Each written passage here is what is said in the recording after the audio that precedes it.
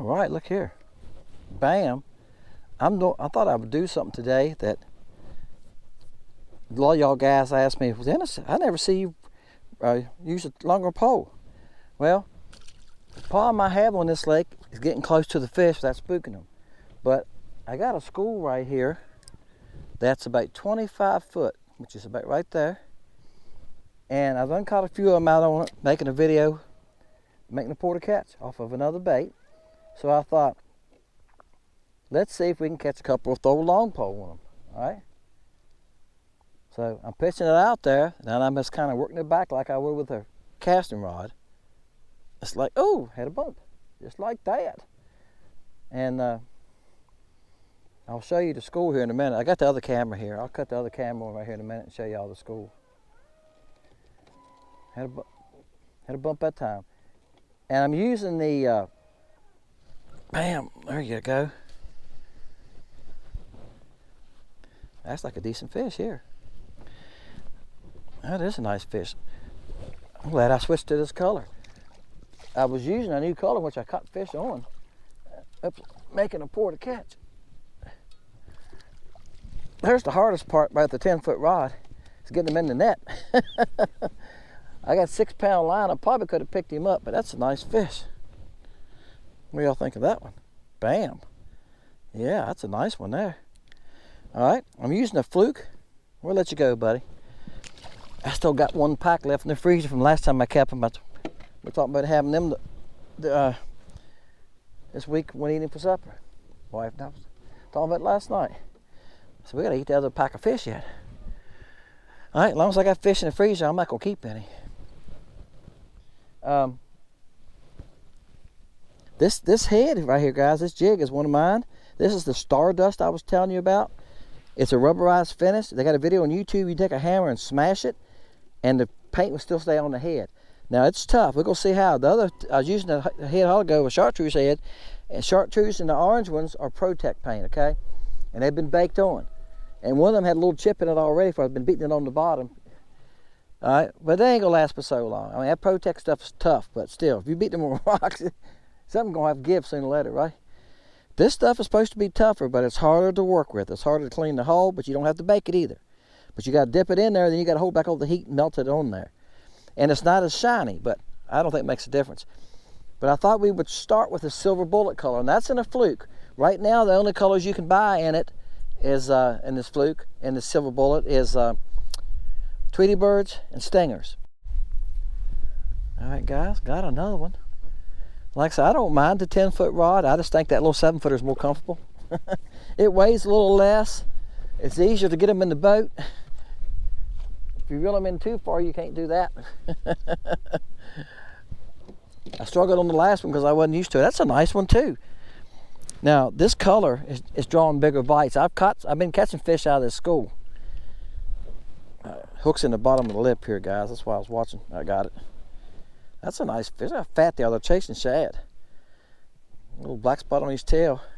And that's the fluke. And I got a porter catch coming on this bait. You may even see it first. But I'm just, like I say, I'm just fishing today, guys. It's just a fishing trip. Let's see if I catch one more on that. And they're hitting it hard. I mean, I done made 3 flips and 3 fish. They're nailing it. The silver bullet's just a good color. Somebody texted me last night, one of the local boys that's using it. And he said his friend, he bought 6 bags of them and gave a couple bags to his friend. He said his friend caught 75 on them one day on the silver bullet, stingers. And he said he's using them. I said, well, are you using them? He said, yeah, I'm using them too. I'm catching fish on them too. All right, it's a crappie. So the crappie are running the bottom, just like the white perch do. For some of y'all guys that have a live scope, or if you got down imaging, you see those fish on the bottom, you go like they're white perch. Well, this time of year when the water's 48 degrees, they crappie do the same thing here. And sometimes you'll find them and they're hanging 5 feet off the bottom. That's what I usually run around the trolling motor looking for when I'm running around looking for crappie. I just take and run around with my trolling motor and I'm just looking, and that's what I'm looking for. I'll try it again. I lost a bunch of line on this reel. I was pitching, and for some reason it wrapped up around the eye right there and got in the knot and I couldn't get it out. So what do you do when you can't get it out? Yeah, you get your knife out and you start cutting, don't you? I cut her out. So I lost a bunch of line. So I'm down to some curly Q line down, right on the reel, but and a 6 pound on this reel. That's why I want to use this reel. He's not a bad one. He's probably 9 inches. Now I said I was going to switch colors, didn't I? All right, so that's what I'm going to do. And I'm searching, guys. I was back there where I caught the other ones. I'm just running around the trolling motor trying to find them. They're constantly moving, and I've got to try to find them, keep up with them. They're not moving fast. They're just kicking along the channel. Pleasure riders, supposed to be 50 today. It don't feel 50 to me, but. All right. Well, this one's a little nicer. This was a few by themselves, guys, like 6 by themselves, 6 or 8. And that's usually, oh, I got 6 pound line, so I'm gonna do that. That's usually how you find a bigger crappie. You find them in smaller groups. The big groups I'm seeing with 30 and 40 in them. And this is wild color, guys, wild stinger. I told you I was gonna switch colors. That's the wild color. And the water's pretty clear. That's a nice fish, guys. He's a good 11 and a half. I got my bag here with me. I got both these bags are full of baits. All right, sit on my rod. And some of them are new colors. Some of them are colors I've never tried yet, like this. This is wild, though. It's in the fluke and the stingers. I haven't tried it yet. It's not a color I think I would make them in that color, but the little bit works great in that color. But I've got, this is just a variety of colors. And like I said, some of them are new colors. Some of them are colors that y'all haven't seen yet. Here's red shad, black with red belly. That's in a little bit. This is a remelt color of a bait, which works good. Let's try that next. Let's try this remelt. All right, it's a remelt from Wally. Here's one of them right here. I have threw it before. There's one right there. It's a remelt from Wally. I used it a couple of weeks ago, and I laid it right there on the hollow because I was putting jigs away. So let's try it. And what I added the stick color into it, stick glitter. All right, let's put that on there. Wow, this is the leftover Wally color, and I added silver stick flake to it, just playing around with it. A couple of weeks ago, it was a cloudy, rainy day, and just spitting rain, and I fished, and I used this color, and I caught fish on it. And I went in to edit the video, and when I went in to edit the video, guys, everything was in super speed motion. I talked to my son the other night, and I said, it looked like I was going 30 miles an hour. I said, I didn't know the camera could even do that. He said, Dad, it don't make sense. I said, it doesn't. He said, I don't think the camera can do that either. I don't know what happened. Wow, guys, that's a nice one. Woohoo, so that's a chartreuse. And I just caught the fish in a wild color and silver bullet. This is a big change from those two colors, right? But there you go, guys. That's what I'm telling you.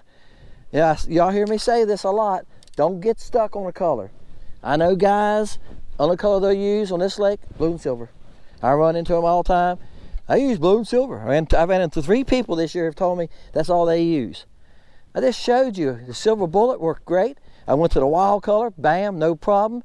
Went from those 2 natural looking colors to a chartreuse with silver flake and caught one of the first cast with it. All right, guys, here's a school right there. Now the school I just caught the nice one out of, they're gone. They're moving. They're just kicking around slowly. So they're right on that drop. They're in 20 foot. Now I'm gonna throw at them here. Here we go.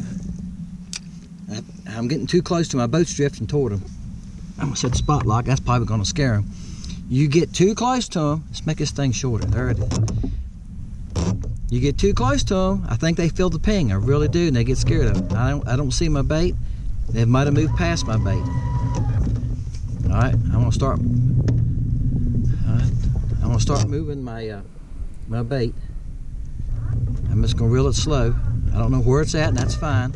I threw in the direction I seen them, and if they have moved past my bait, I'll have to cast again. That's all I was telling. I'm using 1/16. Now, I could go to an 1/8. I had a friend tell me that, you know, a lot of guys are throwing 8ths on these schools, and I can see you doing that. Here's the thing about it. There's my bait right here.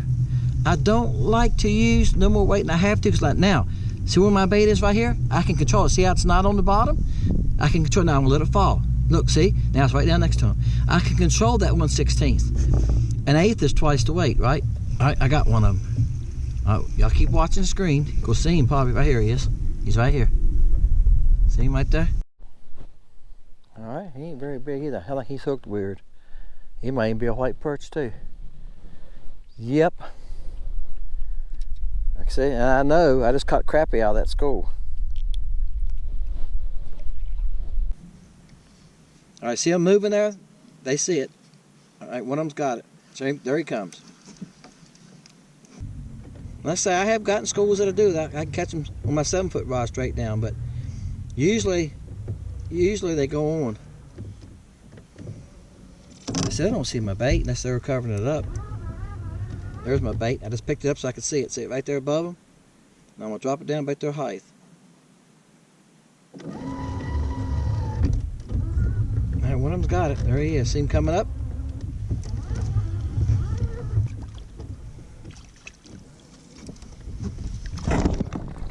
Alright, guys.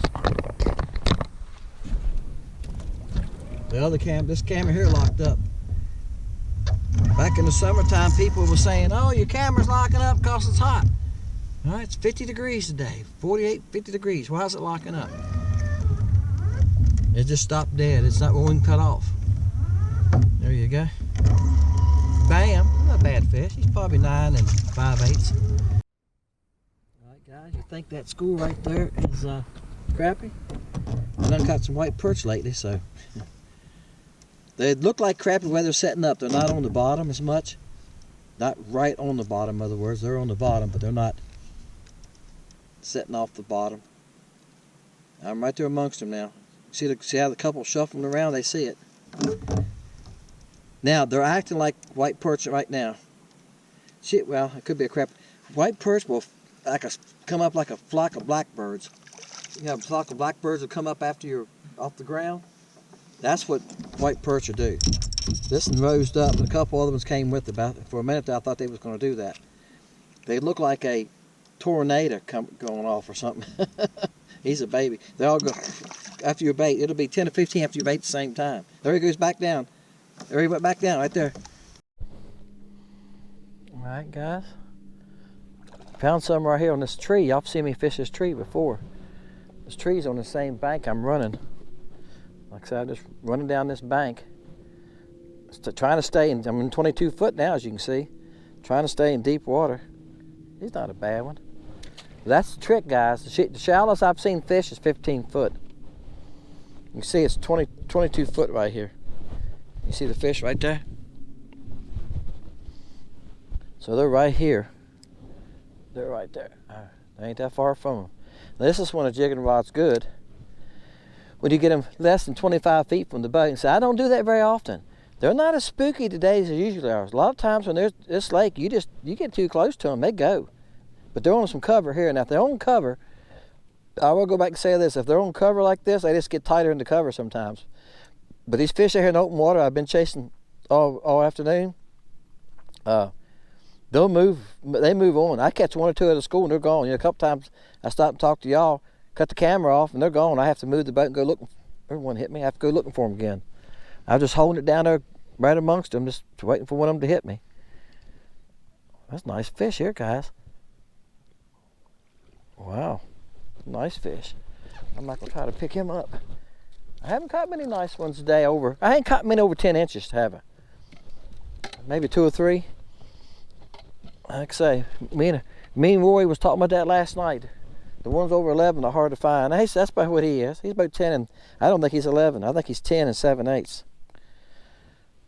He's fat though, my gosh. All right, guys. That's on 3 different colors. And I went from natural colors to a chartreuse color, okay? All right, guys, I was just making a fun video. If I catch another nice one, I might throw them in there. And I wanted to show y'all I could use a 10-foot rod. It's the first time I've used it this year, I think. I might have used it back in the spring. I told y'all I use it a lot in cold weather. Because in cold weather, a lot of times, that's what I do. Is I run along and look for fish. And I use it like that. I pitch it out to them. And it gives me a better hook set. Then I can reel it back slowly. And I got 6 pound on it. But I use it in open water fishing here. And like I said, this little bit of cover right here, I've put some of this cover down. I don't see my bait. I'm just weighting it down. And I'm using one of the size 4 jig heads that's off the site. There you go. One hit me. So I don't know where my bait is. I don't see it. I lost it. That's fine. I'm just working it slow, letting it get down to where I think now it should be about deep enough. I'm just picking it up. This jig head is a size 4 hook. It's a 1/16. Now, I'd rather use a 1/32, but I'm fishing pretty deep. These fish are 15, 16 foot deep.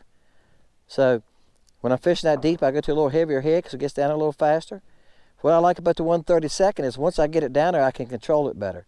I can keep it at the fish better. Now with this jigging rod, it doesn't make any difference, does it? If I'm straight down, if I'm vertical and straight down. But if I'm casting out there, like I'm saying, 20, 25 foot, it does make a difference because as it sinks, it gets to a point out there where it sinks. The only thing I can do to keep it at the right depth is reel it, right? If I'm vertical jigging, I'm straight up and down, I could be using a 1/4 ounce weight. It doesn't make any difference.